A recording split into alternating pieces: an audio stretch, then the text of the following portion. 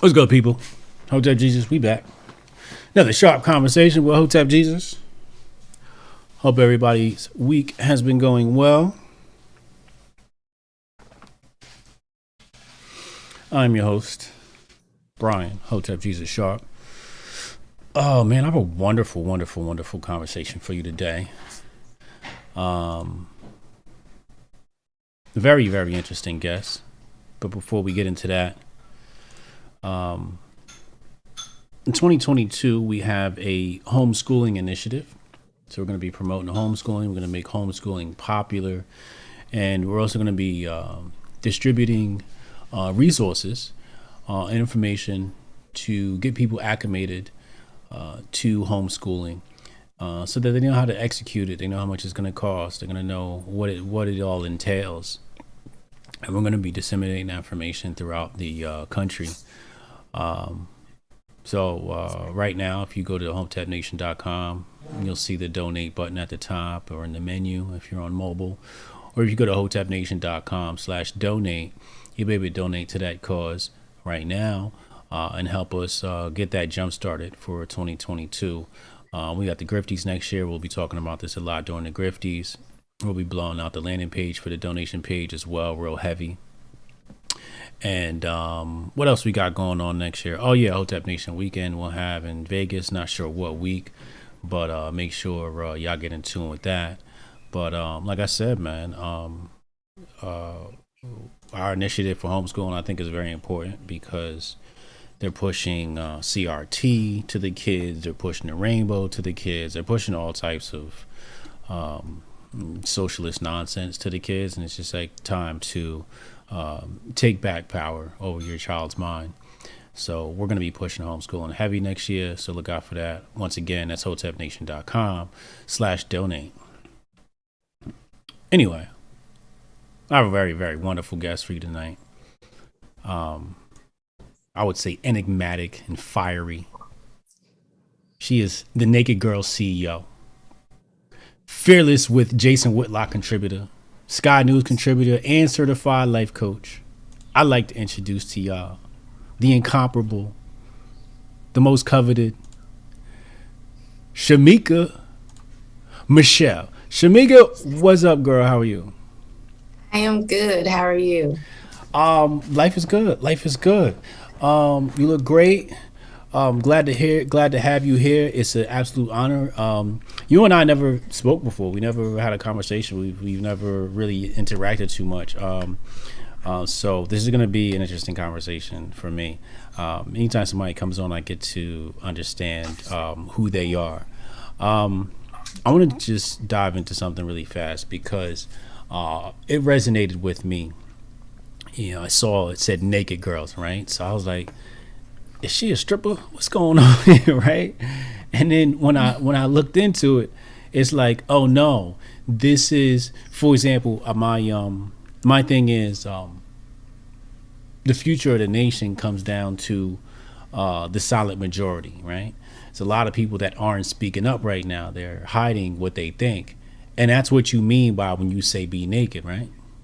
Yes. Yeah, tell us about Honest that. and emotionally exposed.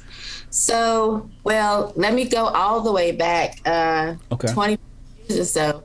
I did used to be a stripper. Let me make that clear because Okay. people like to throw that up, and I'm not hiding it. I'm not ashamed of it. It's what I did. It's in the past. So let me say that. You were shaking ass. I did. Wait, But I where? worked in the white club, so I didn't have to like shake it like what you see now. Yeah. Is totally different. I was in the white club. These were the men that were coming from work. You know, they were probably loved you. Clock. You look like the white man's type. I was a little bit thicker then, though. I was about 160. Okay. I have to post a heavier picture one day, but for some reason, after I started having children, I just got smaller. I mean, I've been small like my entire life, but for some reason, I just can't keep weight. So Naked Girlz, though, came because I felt like, so I went through a divorce almost 10 years ago, but prior to that, I was an ordained minister. So I like I always had to be on, even if my life was cracking like glass, if I was sad, if I was having a hard time, I still had to be ready to preach, teach, dance, sing, and just be on for other people. So once I went through a divorce, I said I wanted a place where women could actually feel like they were, could be honest. I was tired of the mask. I was tired of pretending. And so I wanted to just get naked and just be who I really was. And I had a group of friends. We used to hang out in high school. We called ourselves the girls. So I went to them and I said, I want to have a blog. I want it to be very open, very honest. I want us to share the things that we've been through in life. And I want women to know that if they're going through anything, they can come and talk to us, or they can have a space where they can be who they really are. One day after divorce, my kids were going on the first vacation with my ex-husband without me. And they were crying. Wait, who was doing what? They went on their first vacation after we divorced. So they were going on vacation with him. I was staying home. Mm-hmm. So they were crying and they were sad because they're not used to, leaving mom behind. And so I went on Facebook and I wrote a very honest message, because I had seen people like having divorce parties, having cakes with the man's head sliced off. And I was thinking, this isn't fun. I don't understand why people are celebrating this. This is like a death. And no matter what, one of us will always miss out. One of us will miss out on vacation. One of us will miss tucking the child in at night, miss dinner, So I'm like, this isn't really cool or cute, And so I put that very honest post on Facebook and I told my friends, don't let them crucify me for being the first naked girl. And they were like, is that going to be the name of the blog? And I'm like, do you like it?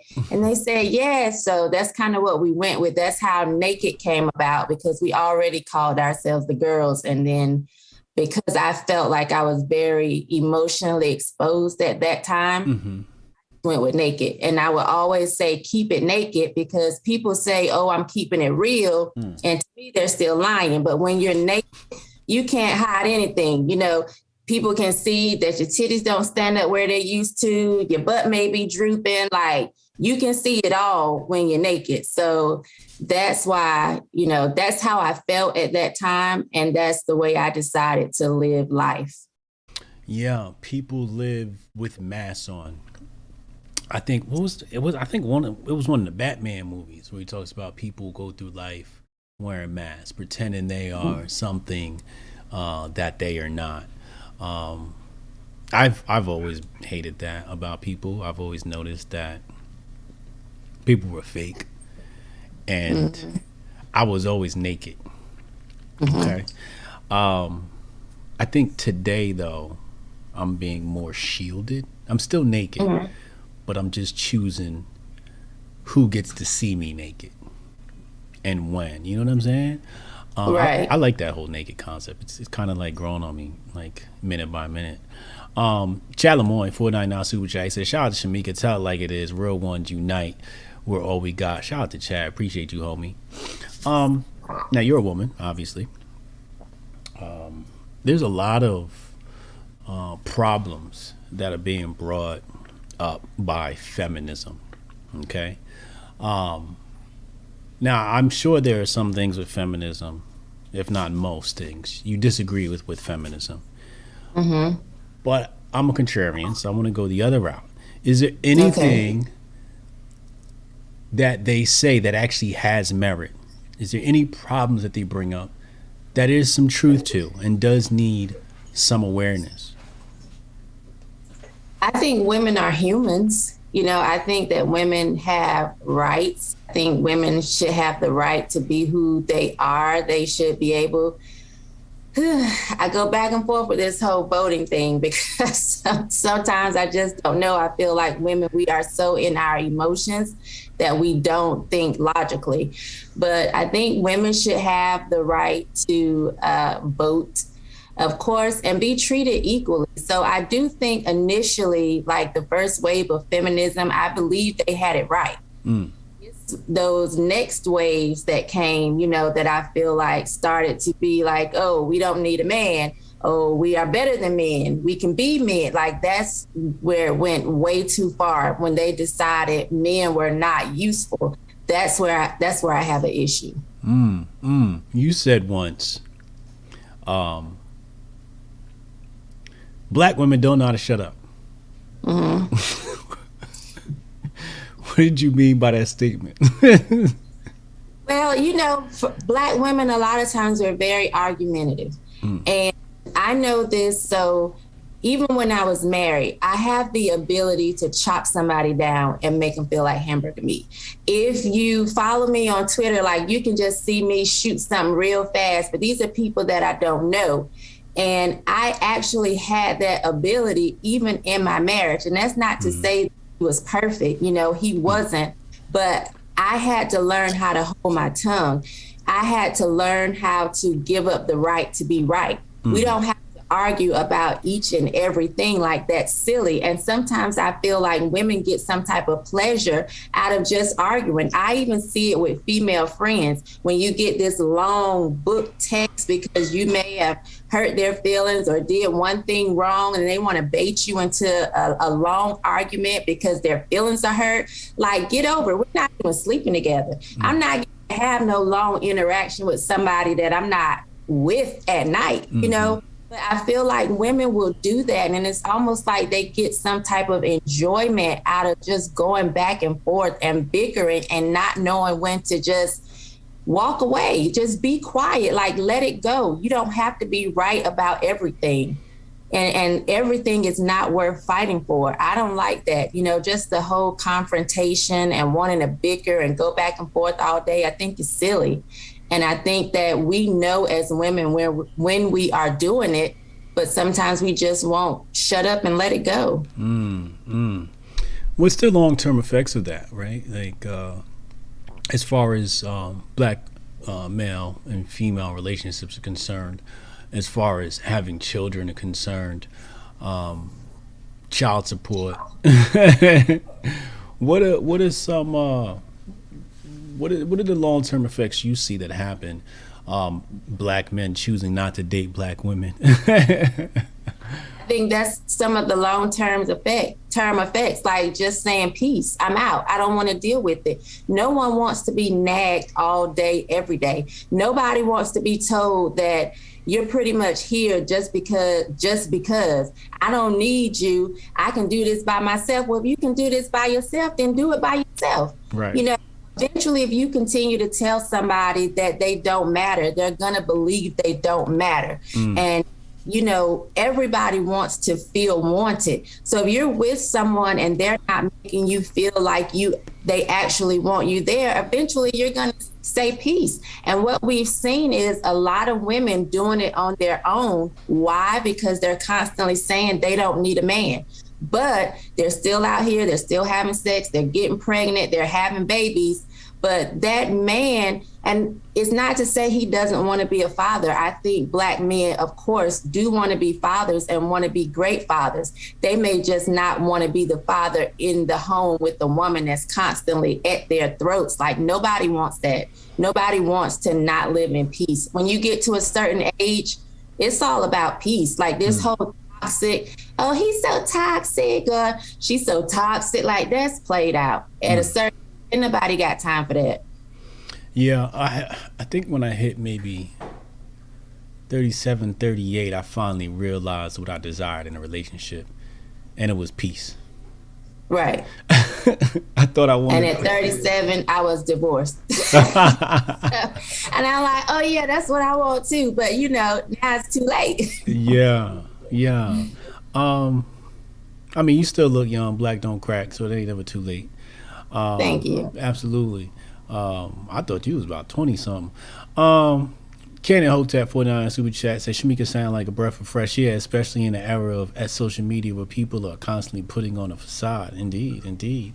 What's the cause of black women acting like this? Is this learned behavior from mama? Is it learned behavior from friends, from TV?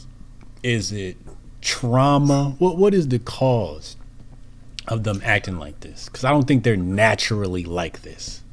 Right. I do think that it's a lot of learned behavior. If I take myself just as an example, I was raised by a single mother who was raised by a single mother. So I didn't think like necessarily I don't need a man, but I was taught how to do stuff on my own. Like I've always seen my mama kind of handle her business. Now I'm a product of rape. My mother was raped at 14. I was born at 15. So it's a little bit different, but I didn't have a father in the home, so I didn't have that example. Thankfully, I had a neighbor who I just kind of watched, and I grew up in a neighborhood where there were a lot of men, thankfully. But in my own house, I just kind of had to learn how to make things happen. And so I think it's a lot of learned behavior, and you don't know how to treat a man. Like for my mom, she didn't raise me to be a wife. She wasn't a wife, so it wasn't her saying, this is what you need to do, this is what you don't need to do, because she didn't know that. Again, thankfully, like I said, I had a neighbor who I would watch her. She stayed at home. Her husband would go to work, and every day by the time he came home, she would have dinner ready. She made homemade biscuits every single day. So even when I was in college, people would say, what are you in school for? And I would say, well, my major is biology, but I want to be a housewife. Like I wanted to be a wife. I knew that. And I knew I wanted to cater to a man. I felt like that was innately what was in me, but I didn't have as many examples. And you had a lot of women saying, that's crazy, that's stupid, get your own, do your own thing. And so I think it's learned behavior, because naturally, I think that's what we desire. I do believe that naturally we were created for men. Mm-hmm. So when you see us kind of acting outside of that, it is us acting unnatural. And people just have to come to terms with that and stop wanting to dominate and be in control and please society or make somebody else happy. Inside, I truly feel like most women understand what our purpose is on this earth. Yeah. I agree. If there are no, when we think about how you teach children, right? I always say, lead by example, teach with an example. Mm-hmm.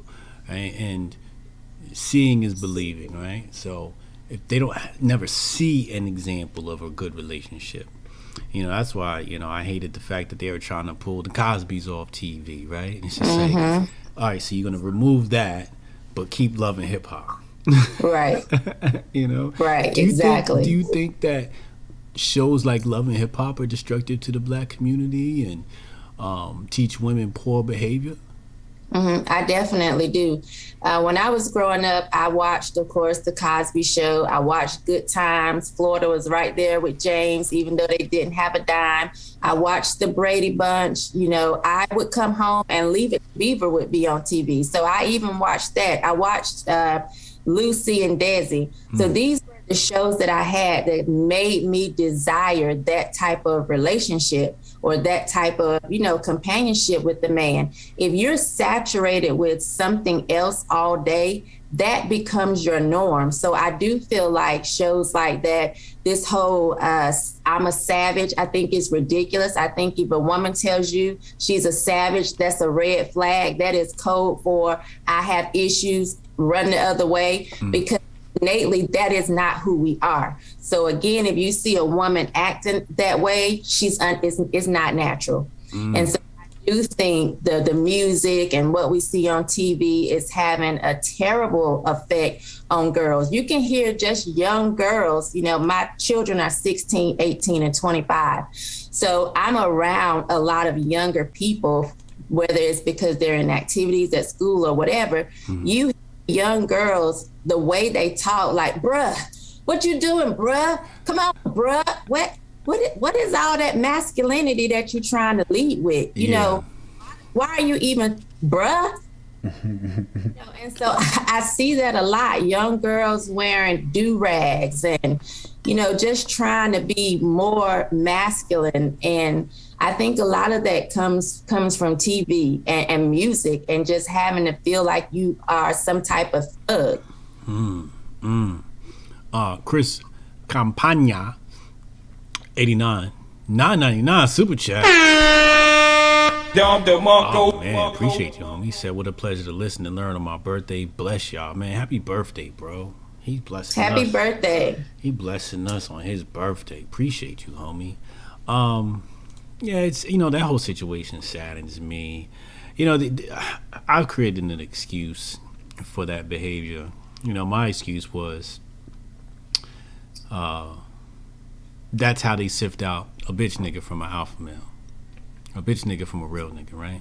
Because a real nigga, he not feeding into the attitude. He knows how to respond to the attitude. And usually you find that, like I remember this one girl was in the neighborhood, my homeboy's girlfriend. And she was super ratchet. Like she just got out of the group home.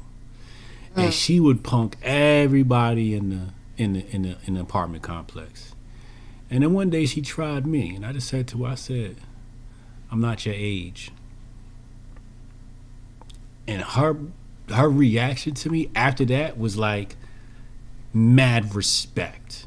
Right. You know what I'm saying? I never fed into it. I just let her know, like, I'm not one of these kids in this apartment complex. I'm a grown ass man. I got kids. And all I said I just looked at that now. I said, "I'm not your age." And that's it. Right. So I think that women put on the masculine energy to find out who's the real masculine energy in the room. Because if it's her, she ain't attracted to none of the dudes in the building. Right. You think there's some merit to that? No, I definitely do. And I bet from that moment on, when she saw you, she knew how to handle herself. I always hate when women say, "I need a man that can handle me." And I'm thinking, are you an animal? You're not an animal. You should be with the man, I think, that makes you want to handle yourself. Like, we have the ability to handle ourselves. And when you come in contact with a real man, you will want to handle yourself. You're not even going to give him that same mouth that you would have gave somebody else. Mm-hmm. You're not going to give him that same pushback that you would give another man. You're going to handle yourself. So it's not about you needing a man that can handle you. You need a man that you admire, that you respect, and you have enough integrity to want to handle yourself. Because a man that is that type of man, he don't even got time to be treating you like you some type of animal that need to be caged. He on his business, so you're gonna have to learn how to handle yourself and want to. And when you meet that type of man, you pull it together or you get left behind. It's really that simple. Oh, yeah. I always say when I go out to the department store and I run into a black woman, I want her to treat me like a white man. Because sometimes I get to the counter and she treat me like one of the homies. It's like, no, don't treat me like one of the homies. Treat me like a white man. I want that same, "Hey, how you doing?" I want you to be that same way. Don't give me the homie stuff. And when I was, black folks used to be so funny. I used to serve tables, and I get tables, and I would serve them the exact way I serve white tables. And every once in a while, I get a black table, be like, "You can relax." And I'd be like, "Nah, y'all gonna get the best service I give all my tables." And they always respected me for that. I never just dropped it down and gave them the slang talk. It'd be a little bit here and there just to let them know, like, yeah, I'm down. You know what I'm saying? But for the most part, I wanted to, give them the best service possible. Jabari Allen, $20 super chat, said, "Glad to start my Shabbat with two blessed people who are in touch with the ancestors and the Most High. We need more women like her instead of Joy Reid and whoopies of the world." Lord Jesus, we ain't get to that part of the interview yet. I agree. Abortion. Are you pro-life? Are you against it? Where are you on this thing?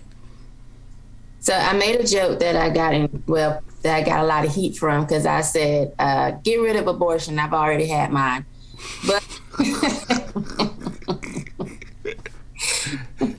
hold up. But I think what my issue is I want to teach women to actually take responsibility and accountability. I'm not the one that's going to tell you if you're pregnant, oh, have that baby. I'm going to help you. I'll, give you money and help you. No, I won't. I'm not. I'm going to take care of my 3. And I've taken in 2 foster children in my life. I'm knocking on 50's back door. So I know I'm not getting ready to welcome in little bitty babies. But I do want women to be responsible and to be accountable. Like this argument about abortion, as if women are out here being raped and not being able to make their own decisions, it's silly to me, because less than 1% of abortion comes from rape and incest. So what you're really out here doing is just living irresponsible. When you have maybe gotten pregnant. First of all, you had sex. Secondly, you had sex raw. Like, when there was an opportunity for you to get pregnant. So out here pretending like my body, my choice. It is your body and it's your choice well before the baby is even created. It was your choice to drop it like it was hot, spread your legs, and let him come in you. That was your choice. Right. So have some accountability for that and stop playing around and acting like we get pregnant by mistake. You don't get pregnant by mistake. It wasn't no mistake that you decided not to use protection. That wasn't a mistake. So stop playing with me. I feel like you should be able to know when you were pregnant. These people that are, or the states that are putting it in place where, by 6 weeks or by 13 weeks or whatever, I'm in favor of that because you should know. And what's the holdup?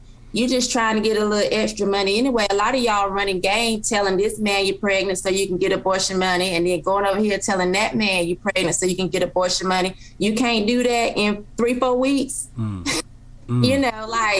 Figure it out. Stop playing. And so I am more pro-life, but again, I'm not the person that's going to be telling you, have the baby, I'll help. I'm not going to do that. I'm not helping. All right, so I'm about to go super Hotep on you, okay? Okay. When you mentioned the states, right? Mm-hmm. I feel like that's a big trick, right? I feel like my notion is when the states get involved and say what a person can and cannot do with your body, sets a precedent and now says the state owns your body.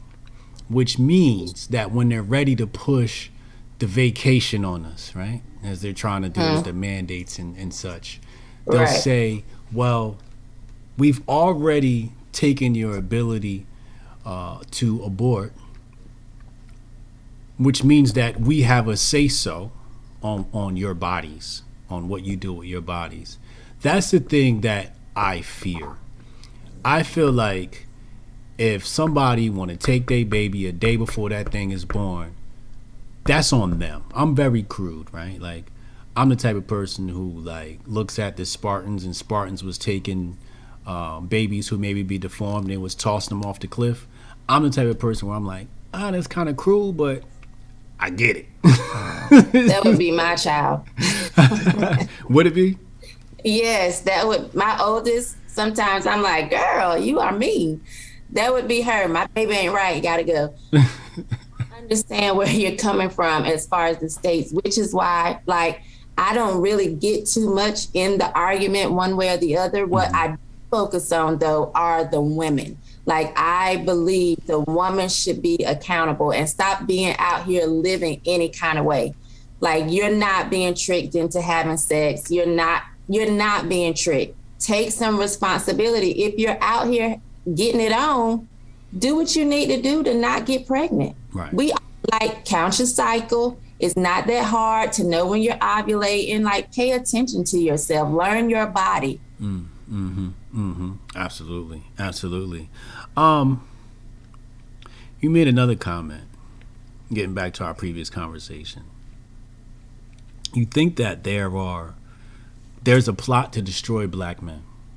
Mm-hmm. Okay. So I want to ask you about the threats. Who are these threats? Is it the state? Is it the Illuminati? Is it the white man? Is it who are the threats that want to destroy the black man, and why? Who are the threats? Mm-hmm. I definitely feel like the white man was in on it at some point, for sure.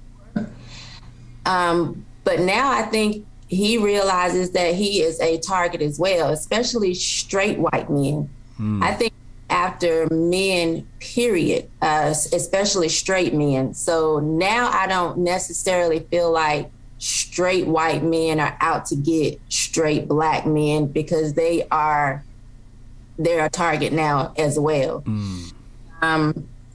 As for the Illuminati, I don't know, but I do think that it's well known that if you want to control a society, you first have to get rid of the men. So I think that if that is the end goal, to kind of control us and, to have us subservient to them, you're going to have to get rid of the straight man first. That man, the alpha, the leader. And so I do feel like there has always been a target on the black man's back from the very beginning, because how do you have a weak household get rid of the man? You have a weak household that's with no man, you're going to have a weak community. You're going to have a weak nation then, so I do think that that's always been the goal. But now I feel like white men are saying, oops, we thought we were protected and safe. We are not, because they're coming after the throats of every straight male, in my opinion. What do you think about the term toxic masculinity? That term was thrown around a lot. I was featured on the Tammy Mack show on Black Fox, or what is it called? Foxo? I call it Black Fox. What do you think about that term, toxic masculinity? What do you think the purpose of that term is? To demonize men. I definitely think the term is to demonize manly men, because we don't have an issue with gay men. We oppose gay men all around. You see black women being the biggest cheerleaders of gay men. You go, boy, yes, hey, and I'm thinking you're cheering on something that's bringing your demise.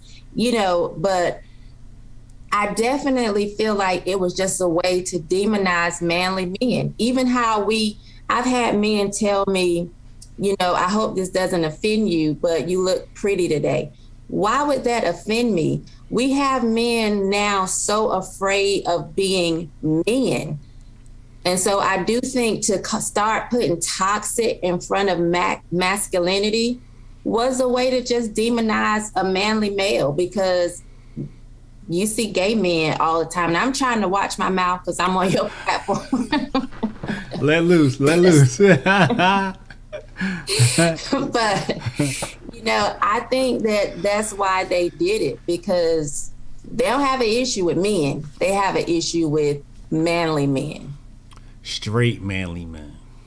Yes. You want to put on a dress? You're going to be posted everywhere. You want to talk like a bitch? You're going to be posted everywhere. You bend over and get fucked in the ass? They're going to be happy everywhere.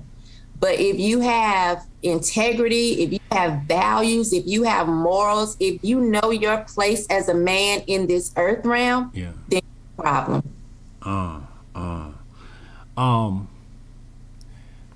So tell me if you agree or not. I believe that most black women in the real world would agree with what you're saying.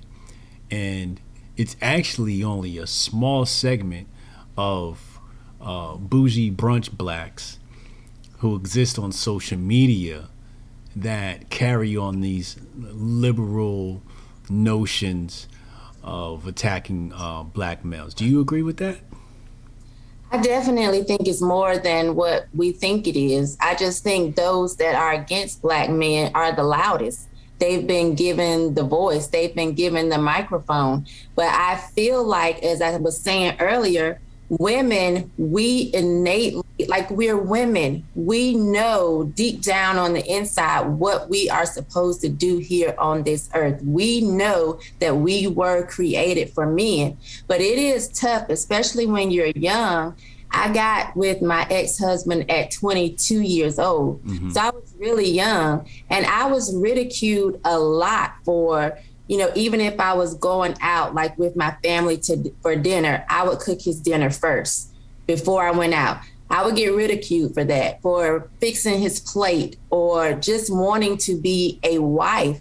People would say to me, girl, I wouldn't be doing all that. Girl, you need your own money. Girl, you know, and of course that was coming from like women that their man wasn't paying all the bills or taking care of the family. So of course you wouldn't do that. You got to go to work.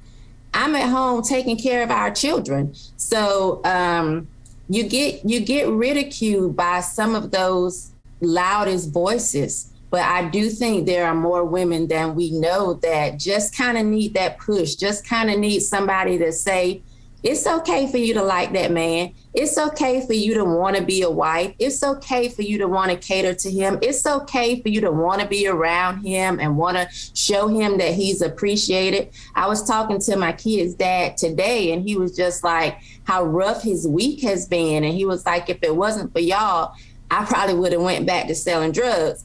And I said to him, we appreciate it. And he was like, I'm telling you, that's the only reason why I'm still out here, you know, working hard and doing it like it. And now because I'm older, I don't have an issue telling him I could not be the mother that I am if you were not the man that you are. And so that used to be ridiculed. Now I don't have a problem doing that. I appreciate it. I understand when my kids say, Mom, you're such a great mom. I tell them, I'm only able to be the mom that I am and that I have been. I've only had a full-time job at their school, their entire school time, because of who your daddy is. Regardless if you feel like sometimes he don't talk to you the way you want him to, or do this or do that, I am who I am because of who he is, and y'all have to acknowledge that. The women that were ridiculing you, were they single? Some of them, but some of them were married. When I was married, we were around a lot of married couples because we were in the church. But I was a stay-at-home mom. And so they would have to go out to work, and they always had their own money because they did work. I would actually have to ask, well, I would love to go out to dinner, but I got to get some money. I got to ask, and he was very, like, he paid attention to everything. If I went and got money out the savings, he's like, you took $25 out of the savings account? He paid attention to everything. And so they didn't feel like that was okay, which then made me question whether or not it was okay. And I started to feel self-conscious about it. And I started to feel like, well, am I losing myself? Am I doing the wrong thing? Am I being a doormat? Am I being run over? Like, people ask me, would I do it again? I would do it all over again, but I would do it with a better attitude. I would do it with more gratefulness because I was blessed to be able to stay home with our children. Like, that's a blessing to not have to be out here working 10, 12 hours a day. I'm a woman. I'm not made for that. So I would do it all again, but definitely with a better attitude. Even if it had the same outcome, I just would have had a more grateful heart because I feel like at a lot of times I felt like I was getting the short end of the stick because I was staying at home with our children. But I think that's the way it should be. Of the women that were in relationships that were ridiculing you, were they the men in the relationship? Yes. They were a lot more aggressive. They were the money makers. They were making the most money in those relationships. So they had all the say so, and the man kind of just went along to get along. Yes. Couldn't be me. Jabari Allen said, in the scriptures, the Pharaoh during Moses' time and King Herod during Yeshua, Jesus' time, wanted to kill the firstborn boys.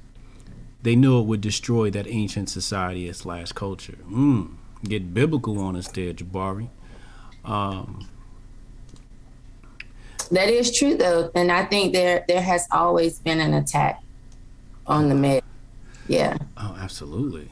Ken and Hotep, women need to know how to let their men be men, let the brother of Let the brother open the ragu jar for a change. Real spit though. Salute to you, Shamika. That's funny. That's true. I can't open nothing now. Even if I go, my neighbor can be outside cutting his grass. I go and say, "Can you open that?" I can't. I'm at the gym. I'm not even gonna put the weights on the machine. I'm like, "Can you put this on?" A womanly woman. Let's talk about politics. You're a Republican, right? No, okay. I am unaffiliated. Unaffiliated. Mm-hmm. Okay. Independent, I guess you would say? Yes. Okay. You voted for Trump? Yes. Were you ever a Democrat? Second time, not the first time.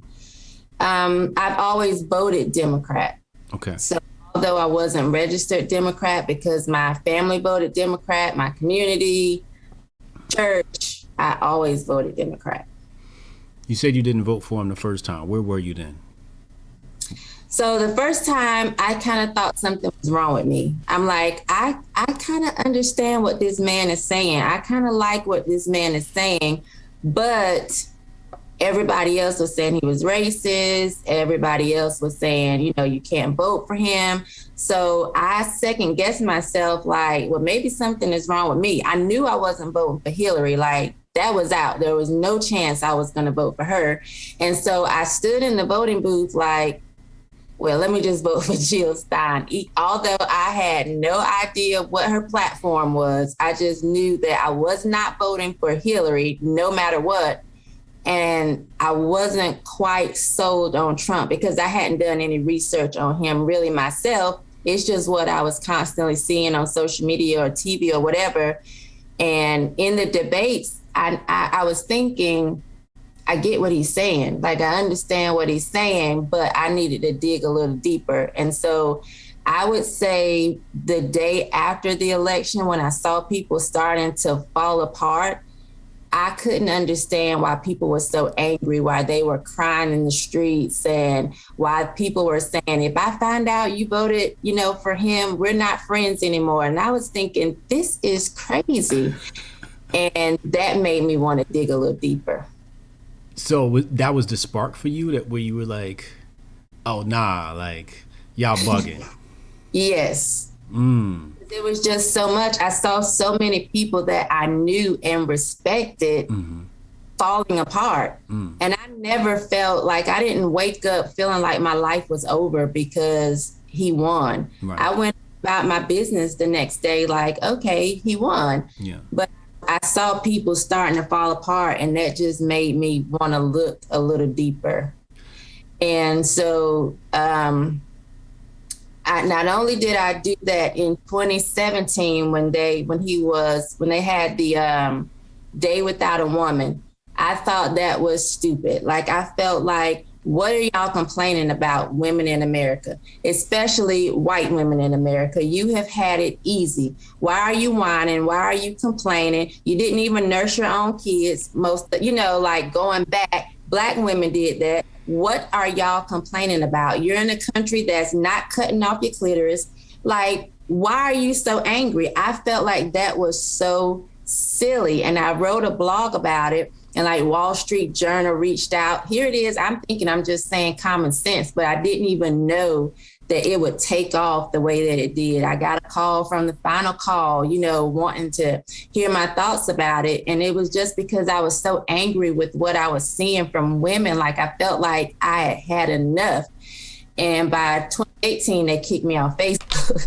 What? So they kicked me off Facebook for saying, so in 2017, I posted Father's Day is for me. And like, I was just always making some sort of post about how I felt about men and what I was seeing from relationships. And I didn't like that women were keeping their children away from the fathers. And I just thought it was a mess. So in 2017, I got a lot of 30-day suspension. And one of them was for saying that Father's Day was for men. Got a lot of angry Black women who wanted to be the mother and the father mad at me, and got, after 2 million views, the video was taken down. I was thrown in Facebook jail. But then again, the next year, I reposted the same video. And then that's when I guess Facebook was like, this girl won't shut up. We're going to have to shut her up. And so I started putting videos on Twitter, but noticing it was conservatives that were more flocking to my message. And I'm thinking, I'm just putting up common sense, like families are important, men are important.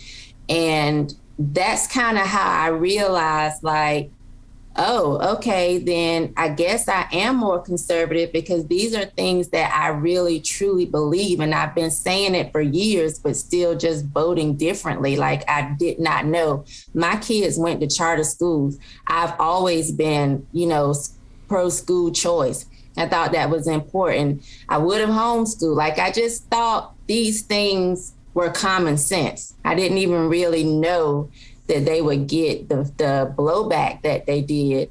And conservatives felt like they agreed with me.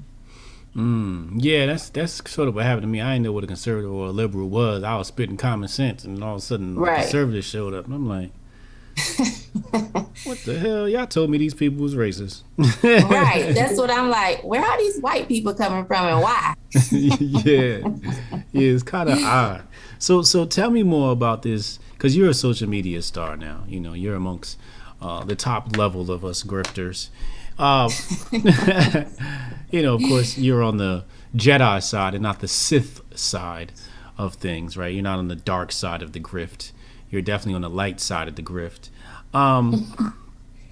So tell me about this journey, right? So you get banned from Facebook, and now you're like, all right, so I'm not allowed here anymore. So then you come to Twitter with a message. And I guess you're posting videos, right? Yes. And the videos are getting traction. Okay. So I know you said Wall Street Journal, so who's coming to you and like starting to give you a microphone? Because I know the left ain't giving you a microphone. No, I would say Brandon Sharpe was the first one. And he was the founder. He's the founder of Walkaway. Right.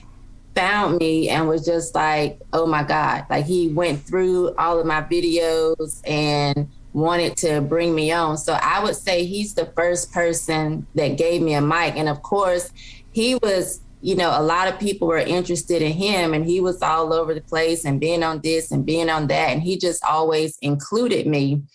So I would say definitely for sure, he was the first one. And then in 2019, Isaiah Washington reached out to me over my MAGA Challenge rap. And so I just began to kind of make, I would say, friends or acquaintances or whatever with people. But Walkaway was where I really first, got probably a larger platform from them. Okay. Yeah. Okay. Yeah. That's what I remember you connecting with them. Yeah. I had to force Brandon to put me on one of his stages. I had to argue. Oh, did you? Yeah. He was doing an event in Harlem. I'm like, yo, you doing an event in Harlem, you're gonna have to put me on that stage. I just so right. I kind of deboed my way on the stage. But Brandon's cool. He's a good guy. He is. How's he doing? He's doing good. He should be sentenced on the 22nd. So he's just waiting to see what happens with that. Is he going to do time? We don't know. So he took a plea, and for what he pled to, I think the maximum time is 6 months, but his attorney is thinking that he's not going to get that. So, but we'll find out on the 22nd. What's his charge?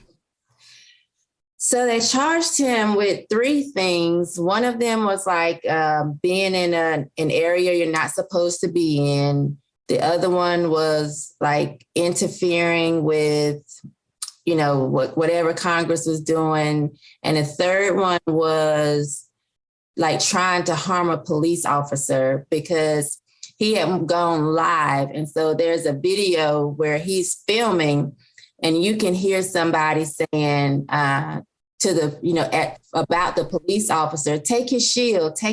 Like it's not at all Brandon's voice, but it's in his video. And somebody was hollering that we're going inside. You know, he was on the steps of the Capitol. From my understanding, he never went in, but he was past the barriers that initially they had up. But a lot of people who came late to the Capitol didn't even know where the barriers were because they had already been pushed down or aside, whatever. Right. Oh, okay. You know, a lot of people aren't original in this world, but you have coined a term that we have run with all over the place. Carlton conservative. I knew that was coming. You knew that was coming. You knew we had to talk about this. So Carlton conservative, if people don't know, is a reference to the Fresh Prince of Bel-Air. And I spoke about this with Pastor Scott last week, and basically saying that you know, Carlton can't reach the black community, and the GOP is picking Carltons and no Will Smiths for their black outreach, right? That's basically what you're saying. Well, I think that Carlton can reach some in the black community. I think, though, that to me, what I was saying was if you have Carlton that's a conservative, and Will that's a conservative, they're both black, they're both conservative, they, you know, pushing the same message, they're going to reach different people. So instead of just giving the mic to Carlton and having Carlton go all around, like I said, you would not send Carlton to Philly, you would send Will. And so I think if we're trying to enlarge the tent or, you know, make the message greater or bigger, you have to prop up more people. And if you're just putting Carlton out, some people don't vibe with Carlton like that. So you would need to also push Will. And that's one of the things that I felt like they weren't doing in the conservative party. They wanted this, you know, cookie cutter black conservative, yet they want us to be saying, oh, black people are not a monolith. But you're trying to make black conservatives a monolith. You want us all to look like we don't like black people, you know, but there are black conservatives that are black, like just black. Like there's nothing white about me. I was raised, I didn't go to school with a white person until I was in 9th grade. So I was raised around all black people. My community was black, my schools were black, my church was black. And I feel like I know how, not even to say I know how to talk to black people, I just am who I am and I get along with who I get along with. So if I'm pushing a message of conservatism, why not put me out there? I'm going to reach somebody that Carlton may not reach. Just like Carlton will reach people that they're not going to want to hear from me. They think I'm too black, or, you know, I speak with too much slang, or, you know, they don't want somebody that's going to get up in a New York ball cap. So, well, Jesse Lee Peterson said that what you were trying to say was you got to be more ghetto. That's not what you were trying to say? What was it you was trying to say? Like, what are the traits that we're talking about here? It's not ghetto-ness. What is it? What is it that's the difference between Carlton and Will? So for me, I always use myself as an example. I had to speak in Atlanta. I went on this little rant and I was just talking.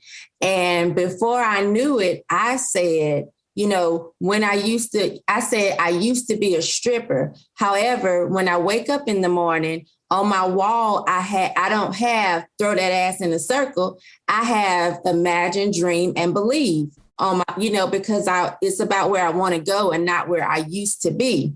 Well, after that was over, there were Black girls that were there that came up to me and was like, oh my God, if you was running for something, I would vote for you just because you're so honest and because you're so real. Like, I didn't even want to tell people I was a stripper, but I was making a point. And a lot of times I use my own life to make a point, like to share my experience.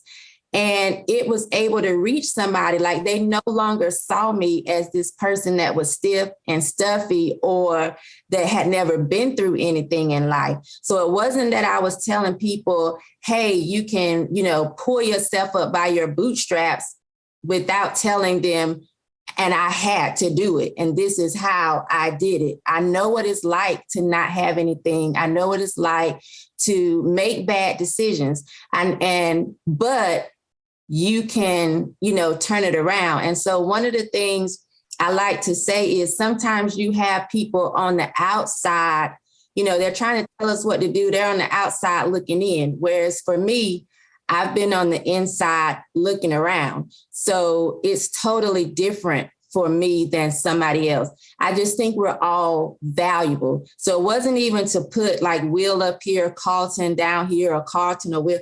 It was to say, we all have a voice. We all have a message. We're not the same. We don't come from the same background or same experiences. I use my experiences to kind of relate to people. So let's use our different experiences so that we can reach more people. Yeah, I agree. To me, it's like the old thing when they talk about children, right? When you're teaching children, for example. And, let's say the kids are watching Naruto, okay? If the teacher is familiar with that culture of Naruto, she can use that to teach, right? Whenever she's trying to teach a concept, she can relate it to something that the kids understand and go, oh, okay, I get that. But when you can't relate to someone, you can't teach that person as effectively as someone who can relate to them, right? So, right. I coach kids soccer, so I always I always try to relate to them, and I know they coach it because I have kids, right?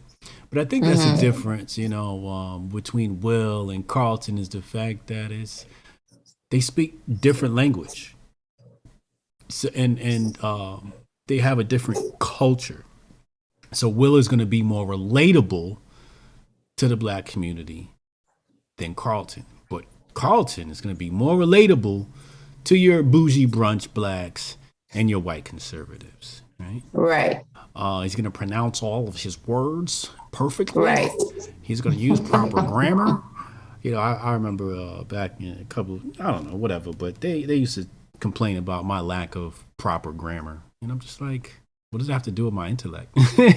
Right. And I'm country. Like, I know that I'm country. I always say I have a country urban twang. Like, I know that.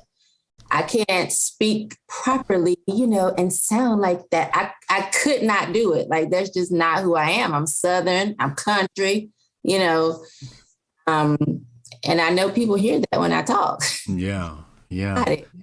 It irritated me when Jesse said that, because I was thinking, no one ever, like, did you watch the show? Will wasn't ghetto, nor was he a thug. Even if you listen to the opening credit, he said, I was outside of the school, which means he went to school. He was playing basketball. Some other people came and started trouble in his neighborhood. And because his mother wanted to keep him safe, she sent him to family. Nowhere did he ever say, I was a thug, I was out here selling drugs, I was doing it. Nowhere did he say that. So for Jesse Lee Peterson, I was thinking, you sound dumb, because all you're showing is that you don't even watch the show. You don't even know what it's about, because everybody know the theme song when it come on. Nobody ever said Will was a thug. The theme song alone never said that. That's a good point. Dang, I got a couple of super chats here to catch up on. Chad Lemoyne, 49 super chat. He said, white women figure out how to grift victimhood in every scenario because men would capitulate. Incels got to get women somehow. They cave. So true. The incels. Ken and Hotep, I definitely can relate. Grew up Dem, but the more I express my views, the more backlash. But realize my views lean more conservative. Salute to you, Ken and Hotep. Appreciate you, Ken. And you said the fact that They took your Carlton and Will analogy and blew it out of proportion, blew my mind. They completely missed the message. Bob Hotep, $20 super chat, said the black community isn't as receptive to the Carlton types like the conservatives believe, but they prefer it that way because it allows their members to continue to feel more comfortable within the party. Model minority effect. Canon Hotep, 49 super chat. We all have special skill sets and talents. If I have the ability to reach and relate to certain demographic, they make me an asset. Oh, indeed, indeed. Okay, so on this topic of black conservatives, I want to stay right here. Yeah, I spoke about this with Pastor Scott last week. There's a bifurcation, right? You got your Carlton conservatives and you got your Wills, right? And the main difference I saw, or something that I noticed, being amongst white conservatives, was you're not allowed to be pro-black. Being pro-black was looked at as being liberal or a Democrat. But to me, I'm like, you should be happy to be white, right? Like, right.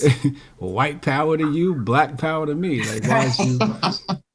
And it's funny because every year, now I don't celebrate Kwanzaa, but I celebrate Kwanzaa on Twitter, right? Just as a joke. Mm-hmm. But I say happy Kwanzaa.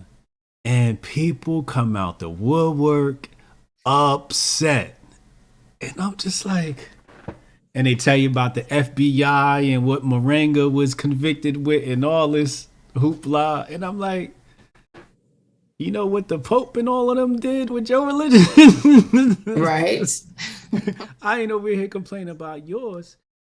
Do you see that? Like, you're not allowed to be pro-black and conservative? I see it happen to other people. I don't really feel like it happens to me. So, like I have said openly before, like more than one time, I'll never ride a pink penis.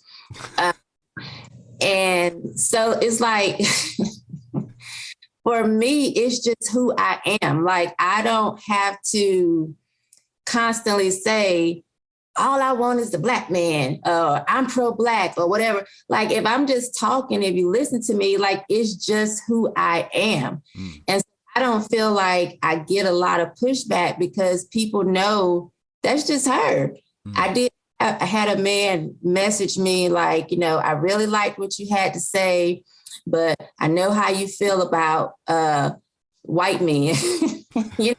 But I just wanted to say, I appreciate your message and good job. Keep speaking. Because, it just is what it is. And I don't constantly like throw it in their face. Like, I still like white people. I'm still going to fight for white men. I feel like the man, period, is under attack. So, however, when it comes to hop on that thing, it ain't going to be pink. I think the big problem comes, or the bias is exposed with things like Ahmaud Arbery. Mm-hmm. Where were you on the whole Ahmaud Arbery situation? Was he a thief with a record, or was he unjustly murdered? I felt like he was unjustly murdered. And for me, it didn't even matter. Not to say, like, I don't agree with people stealing or whatever, but for me, for that situation, it didn't even matter. Like, y'all were not police officers. To me, you were being vigilantes and you were not minding your business. Like, if you felt this threatened, call the police and let the police handle it. It wasn't your house. So even if something was stolen, it wasn't stolen from you. Why you need to be the one trying to get it back? So in this instance, for me, it didn't matter whether he was out jogging or whether he was stealing. Y'all were, you had your nose where it should not have been, and that's why you're going to prison. Mm-hmm. Yeah. Trump took the right angle on that case, where he showed compassion, but other conservatives took another take, right? They took the he was a criminal take. Why do you think they decide to take that take? Are they grifting? Do they really feel that way? Is it just a talking point? Because the base loves it. The base, even George Floyd, right? The base looked at George Floyd as somebody who they didn't really care if he died or not, right? They're like, oh, he's dead, Now, I'm not a big fan of the whole George Floyd popping up statues everywhere. He definitely wasn't that. Me either. Right. Yeah, he was no, yeah. He ain't died for he wasn't no martyr. Exactly. Nancy but Pelosi. He should not have been killed. Right, yeah. right. Why do you think they take that angle? Why do you think conservatives as a whole take that angle? I think for maybe when it comes to white conservatives, I think they're beat up on so much that when they feel like they have a gotcha to something else, they like want to ride it till the wheels fall off. And I'm thinking, you don't have to do that. And as far as Black ones, I think they're so out of touch. So I don't know if they're trying to grift or they don't really know Black people. You know what I mean? So then it's easy for you to be disconnected or say some disconnected bullshit because you're not connected. Mm-hmm. Period. Mm-hmm. So, and maybe they are trying to get likes or money or whatever, but I truly just feel like they aren't connected. I really, truly feel that way. Like when again, I am who I am. And for a lot of them, that's just who they are. I don't care that they're Black. I don't care that they act as if they're trying to reach out to the Black community or you're trying to, send a message. We can see who you are. That's just not you, which is okay, but stop trying to act like you're something that you're not. We can see it. Right. Yeah, absolutely. Pop-up Hotep, $5 super chats, and conservatives reject Black culture because their idea of Americanism is mired in whiteness. Therefore, pro-Black equals anti-white, which equals anti-American. I think some look at it like that. Like when they equate pro-Black with anti-white.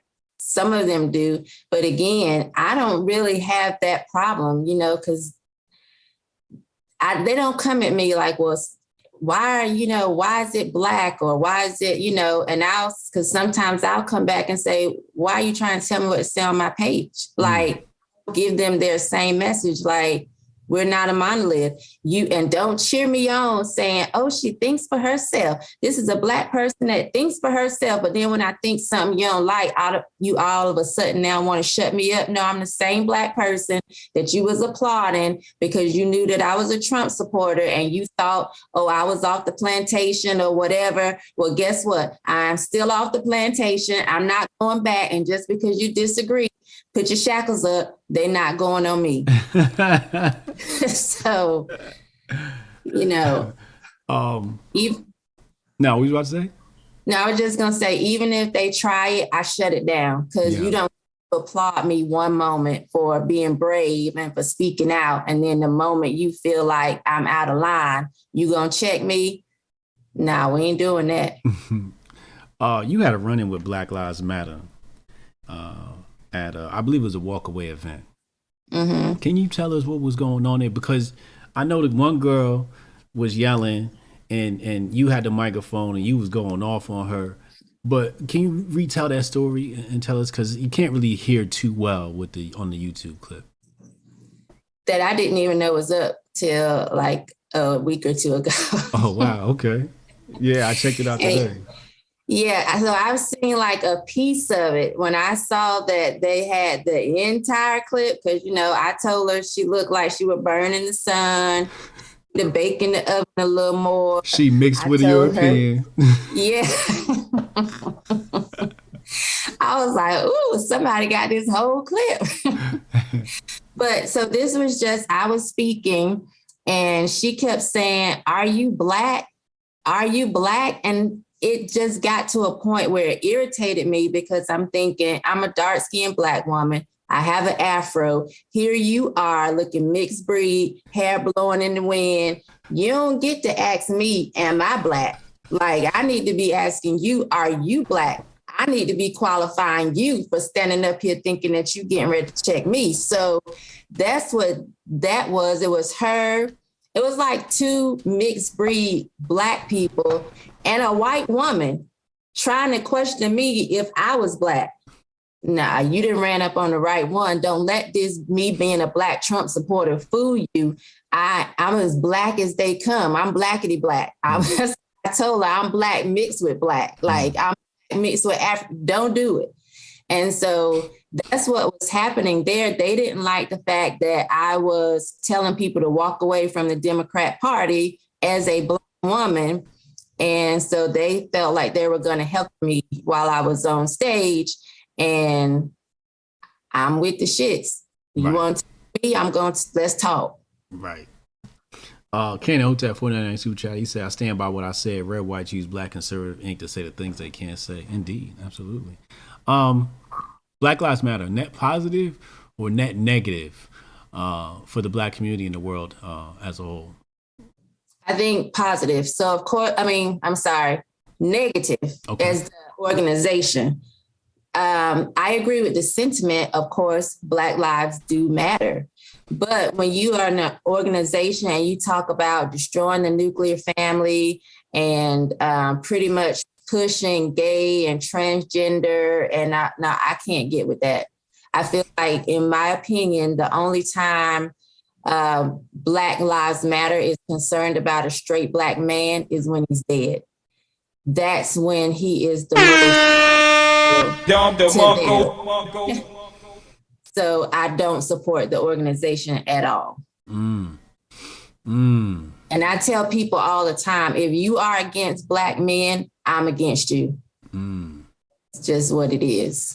I find it so funny because the organization started behind Mike Brown, Trayvon Martin, and Tamir Rice, and then turned into We Hate Black Men. So, like, but y'all built your whole organization off of that Black body. Right. Exactly. Like what's going on here? I just found that thing, to be completely hypocritical. And of course we know it's Marxist, white liberal controlled, et cetera, et cetera. So we know who they're getting their marching orders from. Right. Yeah. Is there any good that comes from it, though? Any good that comes from work? Because I'm under the impression that there are some chapters that do good work, right? Just like there's some chapters of Blexit that actually do work in the Black community. So I think that you do have some that have the right intentions, So I feel like, yes, there would be some good that comes from some of the chapters, because I've seen in my community, like here in North Carolina, Blexit is active. Okay. Blexit active, they have events in the Black community. So I don't just completely be like, Right. Because I have to give them credit. Those that I interact with here in my own city and state. So I'd have to say then there has to be some good chapters of Black Lives Matter that are working in their communities and are doing something positive for Black people. I think the national message is just so marred. It's just, I wouldn't join a Black Lives Matter organization for that reason. Yeah, I totally agree. I just feel like they profit off the death of Black men, and I don't like it. Mm-hmm. Joe Biden is president of the United States. What's the grade you give that man and why? We're going to use traditional grading system F through A, as we came up in school. What is the grade you give Joe Biden and his administration for his work so far this year, and why? F.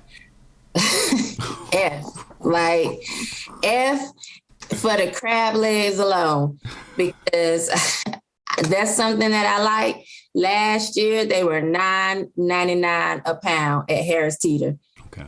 They have doubled.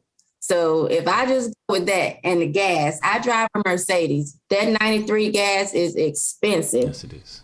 I've been putting gas in my kids' car, driving their cars because they get 87. And I think what bothers me the most is how many Black people fell for his foolishness. And just thinking that he was going to bring peace and thinking, oh, he likes Black people and he's going to do this. He's going to make sure we continue with HBCU funding. He's going to forgive our student loans. And I just think that makes me angry the most because he lied and he knew he was lying. And so for that, if you're not going to be honest, I'd rather have somebody that says, hey, what do you have to lose? I'd rather have somebody that you're not sure if he like you or not. You know, it never mattered to me. Like I didn't need a friend. I wasn't looking for a pastor. I was looking for a president. And so for me, the fact that Joe Biden just like outright lied and was able to deceive people, he gets an F for me. And I just like to keep it plain. I like to talk to people in a way that they understand it. I'm like, are you paying a little bit more at the pump? You know, are your crab legs doubled in price? Yeah. You know, and people have seen, you know, he's made it easier for the Asians. When they said, oh, we can't do, even, you know, Kamala said, we're not going to do something specifically for the Blacks. Well, how can you do something then specifically for Asians? I don't understand. So I think What grade do you give our vice president, the beloved and attractive Kamala Harris? F. F2. Oh, Lord have mercy. She gets an F because I feel like she used the fact that she went to a HBCU, that she was an AKA. For just a small period of time, she was Black. Before that, they talked about her being the first Asian or Indian senator, but then you were a Black woman running for vice president, and then you're back to not being Black again. And again, of course, people chose to be food, you know, or whatever, but she outright deceived people and used things that she knew was dear to the Black community. Going to HBCU, being an AKA, you know, wearing your high-heeled Timbs that we ain't seen since, you know. Yeah, she even had the right Timbs on. Yeah. So I'm like, you tried it. And so she gets the F from me too. If you ran the GOP or you ran the Libertarian Party, what would you do to steal votes away from the Democrats and convince some people who are maybe in the middle? Because I believe after this administration, some people are going to be like, hey, I don't know what to do politically now. Right? So what is it that you would do to bring more votes to other parties? I think they should just have the hard conversation. What I don't like about the GOP is they are cowards. And when it comes to issues of race, like you can't just wait for the gotcha moment. You're doing the same thing that you accuse the left of doing. Instead of waiting for that and an opportunity to, because you look crazy. Like when you try to justify, for instance, Ahmaud Arbery, like you look real stupid. You look like the racist that they claim you are. Even if you are not, when you wait for those gotcha moments, nobody being got but y'all look crazy. So I think they should have those real conversations throughout, like up front. Stop trying to turn a blind eye to them. Like if we don't mention it, it's just going to go away. It never went away with Trump. You never really saw Republicans confronting some of the things that people were saying that Trump did that was racist. They just ignored it like it was going to go away. Yet the left continued to use that as a talking point against him. They should have been stood up and confronted that a long time ago, and they never did. That's one of the things that really bother me. And they won't go into the Black community. I don't like this whole idea of them saying, well, what's the point? What do you mean, what's the point? We're not ignorant. We're not stupid. A lot of times we just don't know. Like, as for myself, I didn't know that I was conservative. I never had a conversation with somebody that would say, well, maybe, Shamika, you need to rethink this. My entire family, they are Democrats. My church was Democrat. Like, this is what I heard every day. And I feel like had I not even left the church, which I did about 10 years ago, I may not have still been open to other things and to different things, because honestly, women run in the church too, so we ain't gonna go on into that. But I wouldn't have seen things the way that I was seeing them in order to even be able to speak on the things that I was speaking on, to draw conservatives in, to realize I'm conservative. So I just feel like we got to get, or I'm not a Republican, get in those communities. Stop feeling like it's a wasted effort. It's only a wasted effort because you won't try. These people aren't stupid. They just don't know. And if you talk to them, like, traditionally Black people, we are more conservatives. We're not with all of this foolishness that you see. We just don't know that we're voting against our own interests a lot of times. Yeah. I didn't know it. Yeah. You have a lot of people after the fact, is when you see some of the rainbow stuff coming down, some of the tea people stuff coming down. They like, hey, what's going on? Right. Where'd this come from? Right. And, what I tell people, I said, Twitter isn't real life. Twitter creates real life. Mm-hmm. So the conversations were happening on Twitter, and the agendas were being pushed on Twitter. Once it got clear there, then it got pushed out into the public, right? Because when you put it on Twitter, they get to analyze the conversations, and then they go back to their think tanks and they get their rebuttals, blah, blah, blah, blah. But a lot of Black people, like you said, they're not really with all of that type stuff, right? And they're not on Twitter. They're busy, trying to make a living and doing whatever it is. They usually live in the real world and not on social media like that. But life is being decided for us on social media. So I totally agree with you on that. Jabari Allen, my bad. Cassius Can say, God bless Shamika, Hotep, and Bill. Thanks for another fire episode. Got some new stuff dropping soon. Stay tuned. Hotep's 2022 is ours for the taking. Indeed, Can and Hotep, like I be saying, they gave up the P on promises. Now the N won't return your phone calls. They all standing around with the F face. Yeah, that's you right. Jabari Allen, $5 super chat, said Democrats' version of America First is Sean's being last. Right? Jabari Allen, $2 super chat, said scared to fight, scared to win. Oh man, absolutely. Where were we? So when it comes to these race conversations or conversations period, tell me if you agree or not. It looks to me as though the left is in control and the right just reacts. Like when I open my social media up, it's not the right that's creating the conversation and the left reacting to whatever we're doing.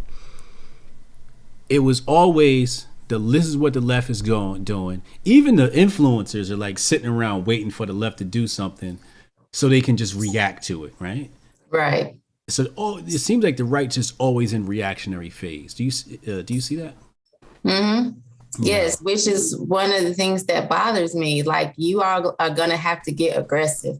You're going to have to strike first, and just sit down, hoping that it doesn't happen to you. It's going to happen. You've seen the Democrats are fighting, and they'll fight dirty if they have to. So, like, you haven't learned anything by now. You keep getting stole off on. You ain't gonna watch your show the next time. Like, come on,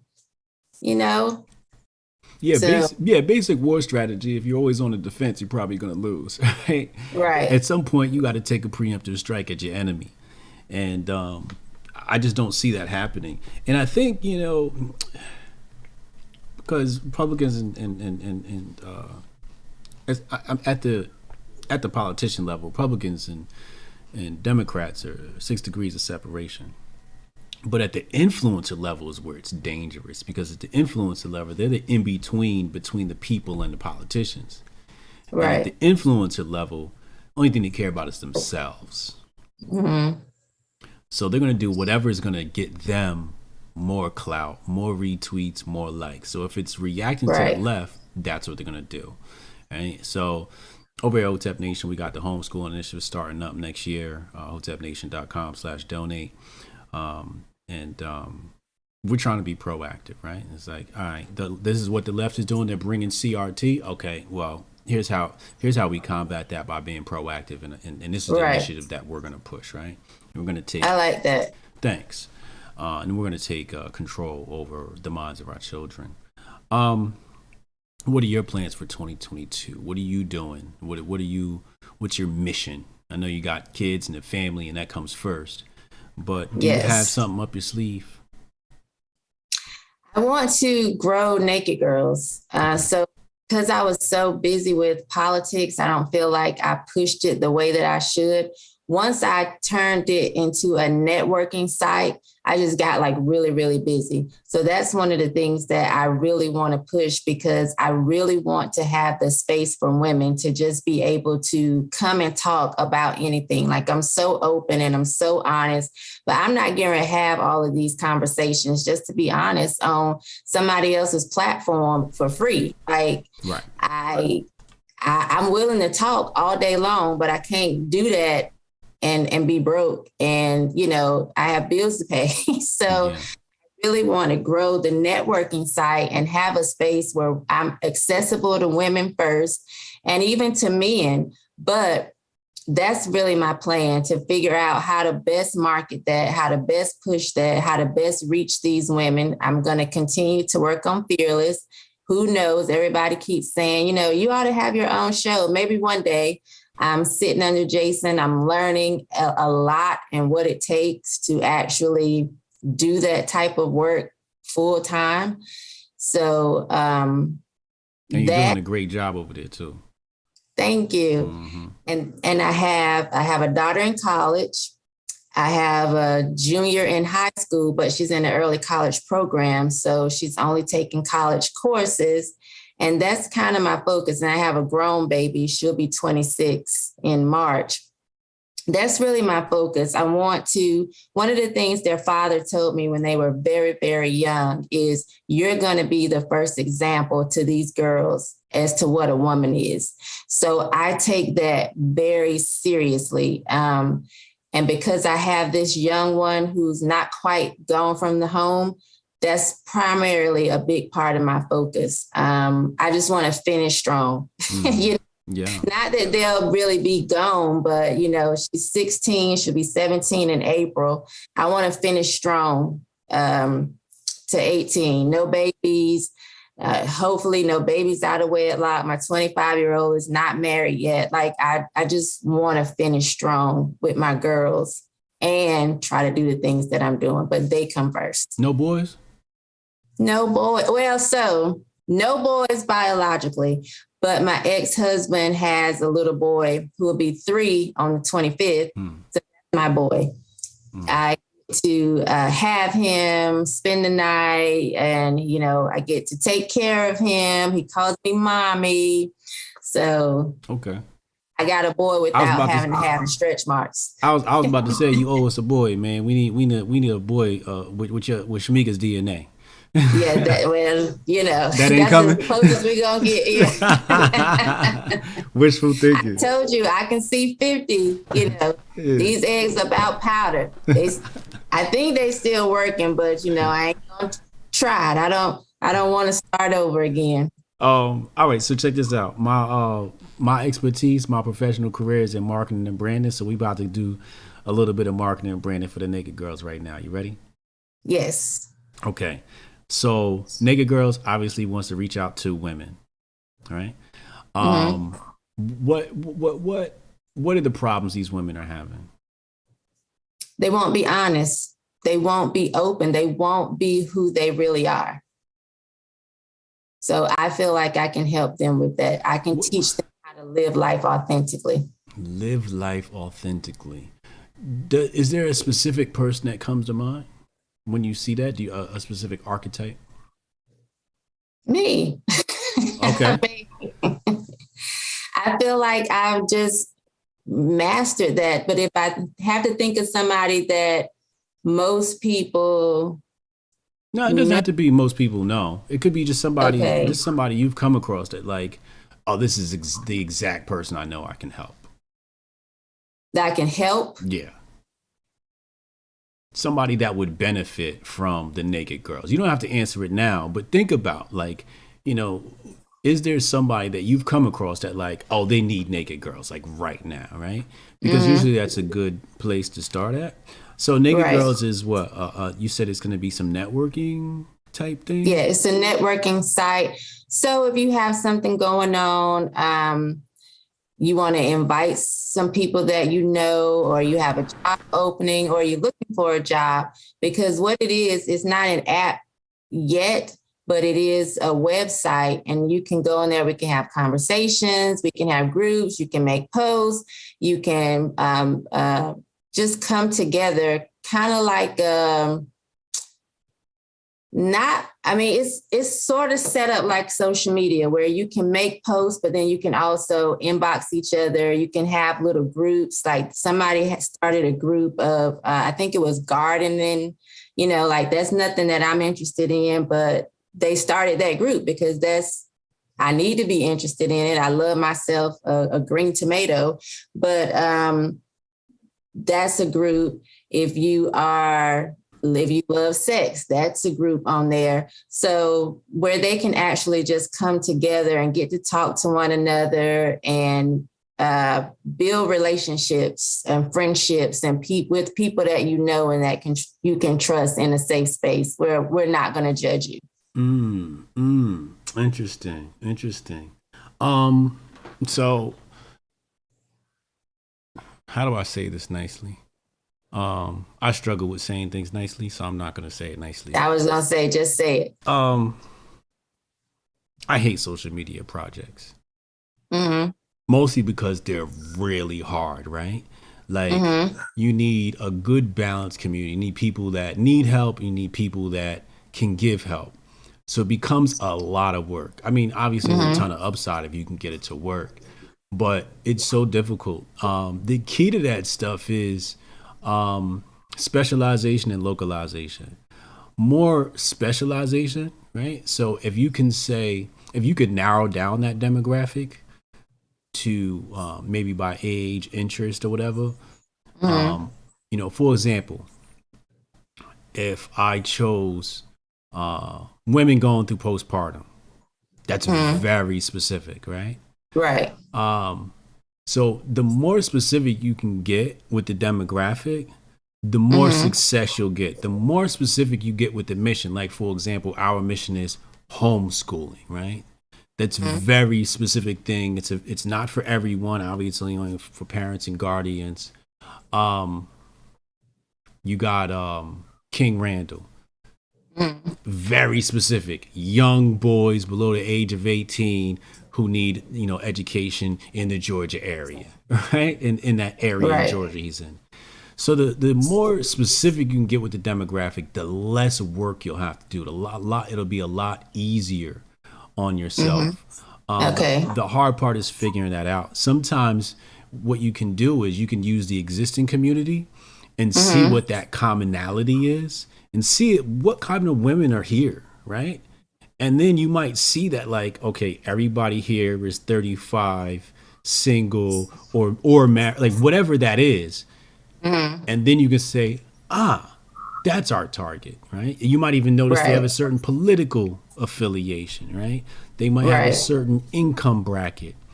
See what that is, and that is, sometimes you can draw your demographic from the data.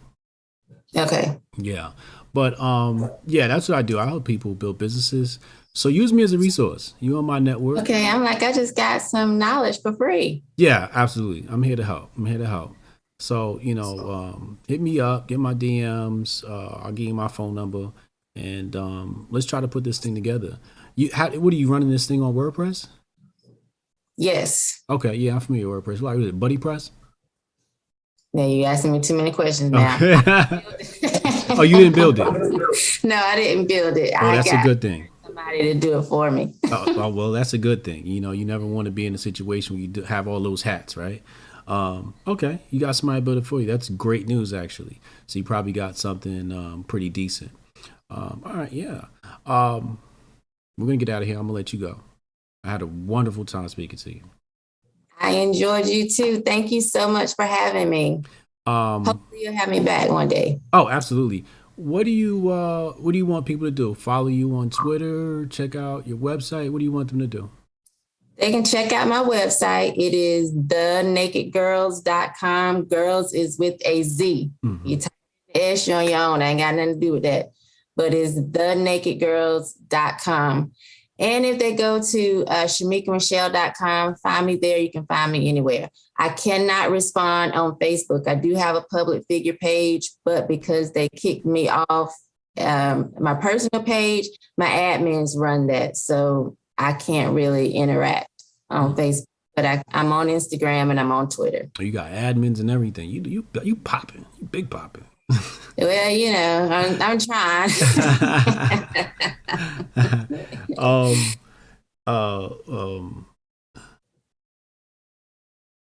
We got a couple more super chats. Pop-Up Hotep said, Shamika exemplifies being self-actualized, a rare human component. Indeed. Catches Cam said, the right isn't going to get anything done as long as they're grabbing their ankles for, well, Chad Lemoyne, super chat said, shooting our shot, Shamika. Come on, Aquarian Anarchy. Yeah, that's our brother channel, Aquarian Anarchy. You should definitely check them out. They have an awesome podcast. You said Aquarian? Aquarian Anarchy. Mm-hmm. They're anarchists, and they've definitely helped me out in my political journey. I would definitely lean more ANCAP now than anything else, more libertarian now than anything else. So you should definitely check them out. Wealth of information over there, and I think it'd be a great conversation. And Aquarian is? Aquarian Anarchy. That's the name of their podcast. Where did they get Aquarian from? Well, he's all into the esoteric, voodoo stuff.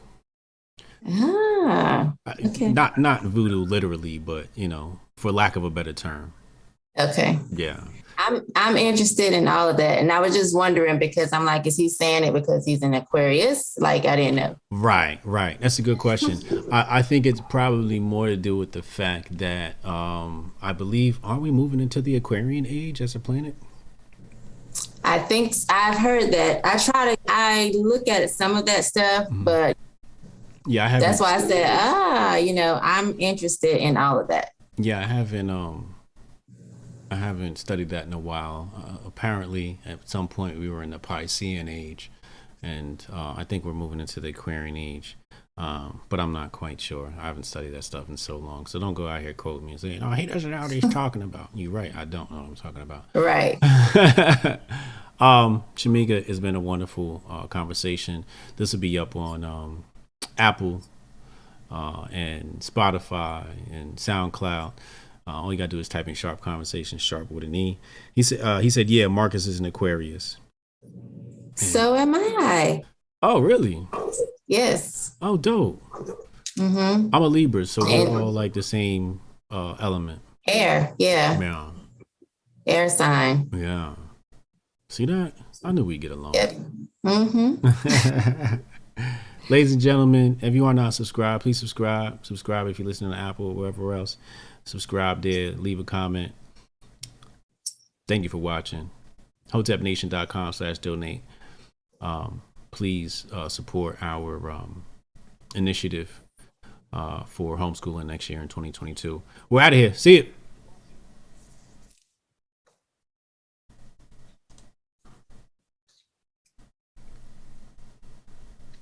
We're out of here. See you.